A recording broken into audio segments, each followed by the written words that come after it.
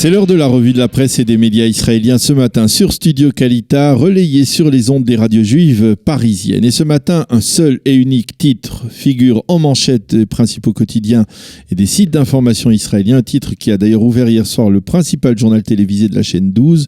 Et ce titre, ce sont les conclusions du rapport sur l'opération de l'unité d'élite Matkal à Khan Younes dans le sud de la bande de Gaza.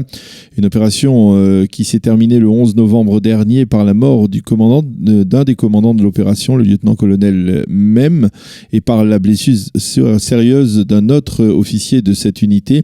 Un mot revient dans les deux principaux quotidiens israéliens que sont le Yediot Aharonot et le Israël Hayom, et ce mot, c'est celui de Gvura, de bravoure. Bravoure, mais aussi carence, titre le Yediot Aharonot, bravoure, mais aussi leçon à tirer complète pour sa part le Israël Hayom. Ce rapport reprend en effet presque minute par minute ce qui s'est passé depuis le moment où l'unité, qui était donc en mission top secrète des services de renseignement dans le sud de la bande de Gaza, a été repérée par des terroristes du Hamas, et ce jusqu'à ce que les soldats soient revenus en territoire israélien. Et ce rapport indique d'abord que les terroristes du Hamas ont repéré le van dans lequel les soldats israéliens se trouvaient. Ils l'ont encerclé, ont fait sortir le lieutenant-colonel Mem et l'ont interrogé pendant de longues minutes. Le rapport fait état du courage, de la bravoure du lieutenant-colonel Mem qui, à partir du moment où il a compris que son unité avait été dévoilée, a détourné l'attention des terroristes pour permettre à ses camarades de s'en échapper. Un autre officier qui était le commandant de cette unité, que l'on appellera Aleph,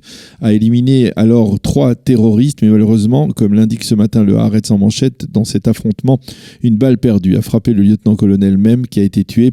Cette balle a été probablement tirée par Aleph, qui est sorti donc du van dans lequel il se trouvait et a poursuivi les terroristes du Hamas qui avaient déjà déposé le corps du lieutenant-colonel Mem dans leur véhicule avec l'intention de le kidnapper.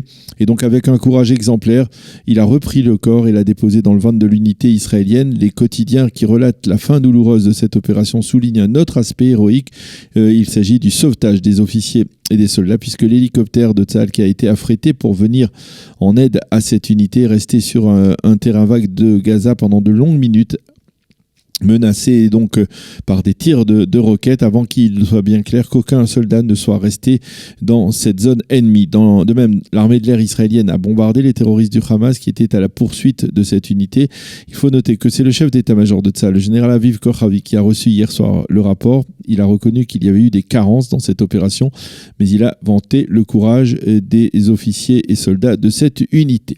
Yoav Limor, le commentateur militaire du Israël Hayom, sépare son analyse ce matin en deux. Il vante d'abord lui aussi le courage du lieutenant-colonel Mem et de tous les soldats ayant participé à cette opération et du sauvetage au cœur de la bande de Gaza, mais il souligne également que des erreurs ont été commises, en particulier des erreurs qui ont éveillé les soupçons des terroristes, et il constate que Tzahal a voulu tirer les leçons de ces erreurs. Pour Yoav Limor, 2 conclusions: ne pas transiger sur la qualité humaine et professionnelle de ces combattants d'élite de l'armée israélienne, mais également tenir compte de certains ratages qui se sont produits. Le Haaretz affirme que sans la bravoure des officiers, cette opération aurait pu se terminer de manière bien plus catastrophique. Le second grand titre dans la presse israélienne de ce matin se rapporte à l'affaire de la Ganénette, la jardinière d'enfants Carmel Maouda, qui a été inculpée hier par la justice de 18 infractions graves contre les enfants, des bébés dont elle avait la charge. Il faut dire que le film vidéo qui montre le comportement de cette jeune femme est accablant et effrayant. C'est un film douloureux pour tout celui qui a des enfants en bas âge et les dépose chaque matin dans une crèche en pensant qu'ils sont en pleine sécurité. On voit dans ce film vidéo de quelques minutes la jardinière d'enfants s'en prendre violemment aux petits enfants sans défense. On la voit projeter un enfant au sol, ligoter un second et encore d'autres sévices incroyables. Les quotidiens israéliens se font l'écho ce matin de la colère des parents de cette crèche, mais aussi de l'ensemble des crèches en Israël, des milliers de parents qui sont descendus hier dans la rue pour protester contre l'absence de contrôle dans les jardins d'enfants privés. Sur les panneaux qu'ils brandissaient, on pouvait lire hier soir « Maman à l'aide » ou encore « Nous ne nous tairons pas tant qu'il n'y aura pas plus de contrôle dans les crèches ». Le Yediot Aharonot publie dans la seconde moitié de sa une le cri du cœur d'une mère dont l'enfant a été victime du comportement sadique de Carmel Maouda. Après ce qu'elle a fait, je ne pourrai plus jamais être en confiance. Les parents qui réclament aujourd'hui que justice soit faite et que la Ganénette soit punie de manière exemplaire. Et puisque nous sommes dans la protestation sociale, restons-y avec le Maariv qui répercute en page d'ouverture de son site ce matin le mécontentement des militants de la communauté des originaires d'Éthiopie qui menacent de reprendre leurs émeutes. Tant que la situation ne changera pas, la police, elle, se prépare à une reprise des émeutes après la fin des Shiva de la semaine de deuil. Elle promet cette fois de réagir très fermement. Quant aux parents de Salomon Taka, ils accusent la police de l'avoir tué une seconde fois en révélant au cours des derniers jours certains aspects, on va dire, problématiques de son passé.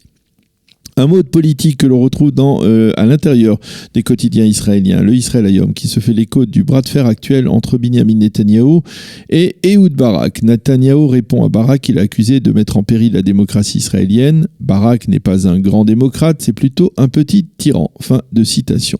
Et certains commentateurs qui constatent que ce bras de fer se durcit affirment que Binyamin Netanyahou tente de faire délibérément la promotion, si l'on peut dire, d'Ehud Barak, afin que celui-ci se renforce, ainsi que son parti donc se renforce au détriment du parti bleu-blanc.